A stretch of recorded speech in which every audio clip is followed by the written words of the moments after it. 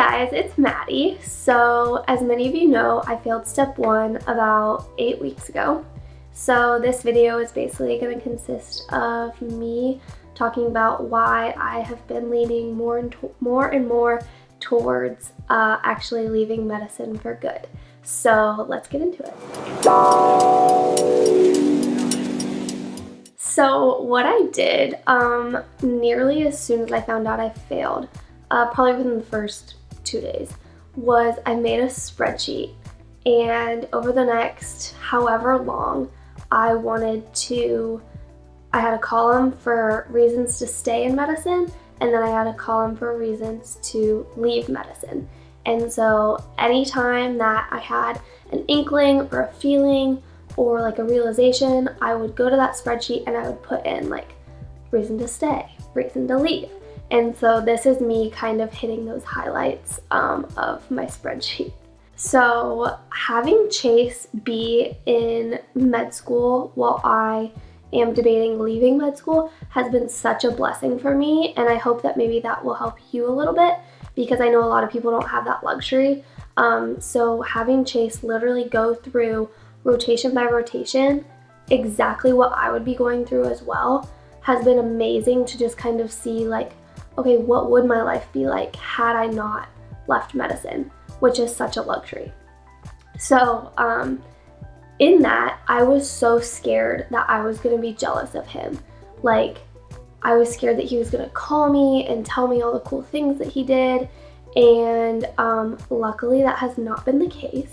But unfortunately for Chase, he's been kind of having to absorb all the negatives that he's been experiencing. I mean, he's having a great time, don't get me wrong, but like he tells me the good and he tells me the bad, and he doesn't really filter it. So he's been working a lot. He's on surgery rotation right now, which is the same thing I would be doing. And he has been waking up around 4 o'clock in the morning, and it's not uncommon for him to be there until 6 o'clock at night when the hospital requires him to go home. And so he literally comes home. He has about 2 hours to himself to study and eat dinner and take a shower and work out if he can muster the time, and then go to bed by like 8 or 8:30. So seeing him go through that and seeing how exhausted he is has definitely lessened the blow a little bit. I think that had he started on family, which is what I really wanted to do, I think it would have been a little bit more difficult. So luckily he's starting on surgery. He goes to family next, so I'm curious to see if that changes my perspective at all. But like I said, I feel like I'm pretty solid on my feelings, and so, but we will just see, time will tell. So I have my spreadsheet right here, so if I keep looking down, that's what I'm looking at.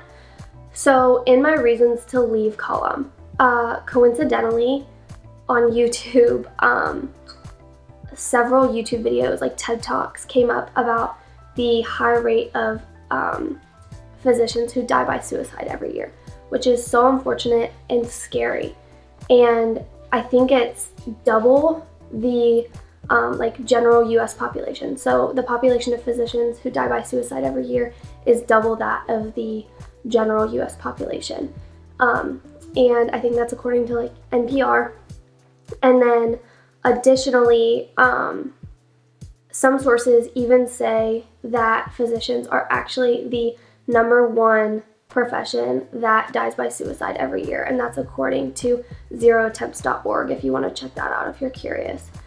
And that's just something that really struck me and was kind of scary, because I've met several physicians who have told me before and after I have come to the realization of potentially leaving medicine, that they would not return to medicine again because of like, it's something, they thought that it was something that it isn't, and which I totally understand. So, and that number is just, it's just shocking. So additionally, there's this culture in medical school that I don't think that I was completely prepared for. There's a lot of like rite of passages. So like students being forced to do things not because it's the best practice or the right practice, but just because those before them had to do the same thing. So for example, During our Bridge Week course, which was when I was still a full-time student, we were warned about the effects of working extended shifts. Now, it is not uncommon for students to work 12, 14, 16-hour shifts daily, depending on their rotation, particularly in general surgery as well as neurosurgery. I'm sure amongst others, but those are the ones I know for sure. So, but we were more so discussing working like 24-hour to 30-hour shifts. And we were warned about the effects and how somebody working a shift longer than I think 12 hours, but especially a 24-hour shift, is the equivalent of somebody being intoxicated, drunk on alcohol.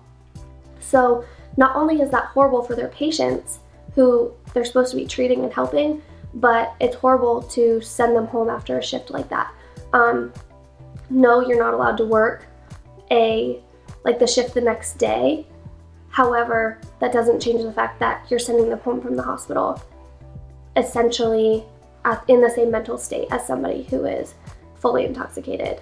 So then that next week, Chase was doing his, or I guess 2 weeks later, Chase was doing his surgery orientation, which was all online, and I was sitting next to him while he was doing it, eavesdropping a little bit, and they were asking the students to sign up to work overnight shifts, which were essentially, you show up at your normal time, so 4:45 in the morning, you work all night, and then you have to stay through rounds the next day, which typically go until about 9 o'clock in the morning. So that is more than a 24-hour shift, that's more than an overnight shift, and these are students, and these students do not have to be there, but they are now being encouraged to do that, which we were just taught that like how horrible that is. So that was something that I was like, we have all this research showing not to do this, why are we still doing this? Also, just a little side note that kind of irked me during Chase's surgery orientation was that he was told, I typed this down as the lady was saying it because I was so shocked, and I was putting this in my column as literally as the words were coming out of her mouth. She said, don't ask questions that you can look up the answer to later. If you ask these questions, we will make you write a full report on this question and answering this question in a report format, and you have to submit it to us. So this really was kind of shocking to me. These students are working in teaching hospitals, they're in 4-hour-long surgeries, and if they have a question in the middle of it, why are you discouraging them from asking this question to somebody? I know that a lot of times students think that questions are a way to show interest. So having a question that, yeah, you can look up on Google later, I do get to a certain extent, maybe don't ask what the mitochondria does, but if you have a question an hour into a 4-hour-long surgery, you can't write things down. So I thought that was really kind of a lost learning opportunity, telling these students that they couldn't do that. So that was really disappointing to hear. So I'm going to go into some of the reasons that I had written down about wanting to stay in medical school, and then I'll kind of go into my overall reason for choosing to leave. So some of the reasons that I have for on my spreadsheet for wanting to stay was I really wanted to earn the right to be called doctor, because for the last 6 years I've been so excited to earn the right to be called that, and then being married to somebody who gets to be called doctor is a little bit frustrating, especially somebody who I've gone through a lot of this with.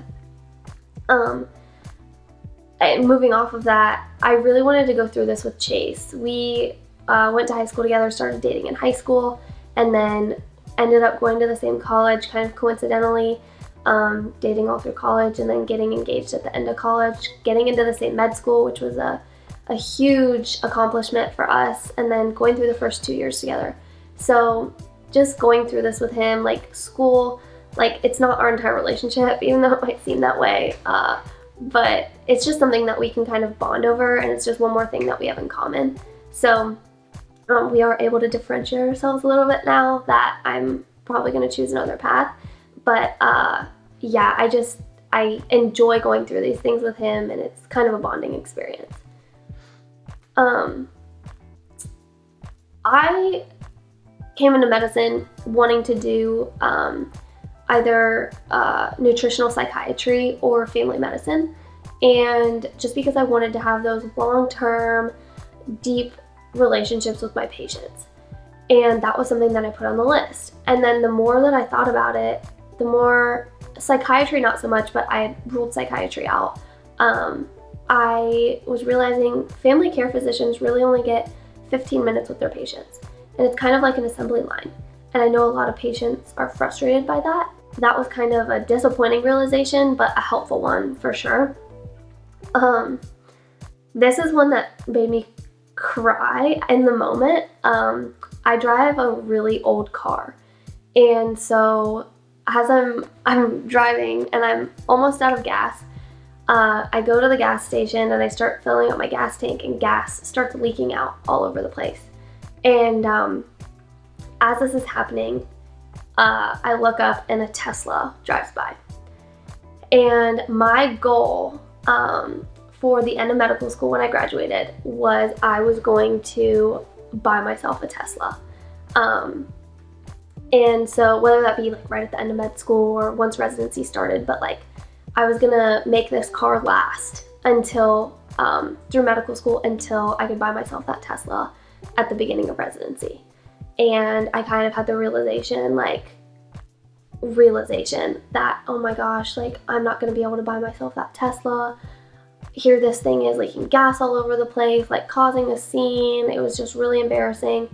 And this Tesla drives by, like my dream car, and I was really upset and I started crying. Now, I realized that if I go into another career, I'm probably gonna be making more money than I would be in residency especially. And so buying myself a Tesla is not like out of the question. So I talked myself out of that, but at the time I like ripped out my spreadsheet and typed that in there, like say goodbye to Tesla. So that was just something else on the list. And then finally, for my reasons that I wanted to stay, and I realized that none of these are like in-depth reasons, which is something that I'll get to in a second, was I wanted a career with good hours. And the more I thought about it, so I put good hours on my checklist or my spreadsheet. And the more I thought about it, it wasn't good hours that I wanted flexibility, which I realized physicians don't get a lot of flexibility in their schedule. They have to plan months in advance, which is fine and it makes sense, but I did want a more flexible job, which is something that being a physician does not offer. So I realized that all of those reasons that I just stated are not good reasons to stay, or I disproved them all to myself at a later point. So the main reason that I really want to leave medicine is that after reading that list and realizing that there was nothing in depth for staying, was that while I was in med school, I was excited for the opportunity and I was excited to be taking all these cool classes, and I loved school. And when I got to med school, I hated it and I was just miserable and I wasn't enjoying what we were learning about. And honestly, the only part that I really did enjoy was the standardized patients. And just like not even like the exam part necessarily, but like talking to them. So that kind of helped me realize that like I get that like biochem is not going to be the most exciting, but like Chase, when he learns something new and cool, like he just lights up and he gets so excited about it and he has to tell me about it. And I just never felt that way while we were in med school. And I don't want to, there doesn't seem to be a light at the end of the tunnel, which I know for a lot of people there is. Residency is a light at the end of the tunnel, but I've been having a lot of doubts. I've had doubts from the beginning, like first month of starting medical school, and they've just been like consistently coming about. And so I think that was just kind of, failing step was just kind of like the final straw. And like I said in my other video, which I highly recommend you watch, is that like it gave me time to take a pause and just really think to myself, like, is this what I want? Because I did come straight to medical school from undergrad, and at 18 I pretty much just put my nose to the grindstone, set my sights on pre-med, and ran with it and never looked back and never really explored any other options. So it's not because medical school is hard. Like, I can handle hard, I can handle the difficulty. I know that if this was something that I was passionate about, I would go back and I would take a step again. Like, I wouldn't let that stand in my way. That's not the type of person that I am. And so I just think that this is not for me and this is not where my passion lies. So I will be making another video talking about what I think I will be doing instead. So I have a couple meetings lined up to talk to people to kind of figure out if these options are feasible for me. So stay tuned. Again, I really appreciate all your guys' support, especially on my last video. I'm sure you guys could tell I was kind of freaking out a little bit. So please give this video a like, leave a comment below if there's anything specific that you do want me to talk about throughout this whole process, because I know that it's not something that a lot of people talk about and it's not something that a lot of people experience. So as somebody who's gone through it and somebody who has tried to find videos on it, I know it's frustrating to not be able to find videos. So I'm more than happy to talk about whatever. So let me know, and thanks for watching.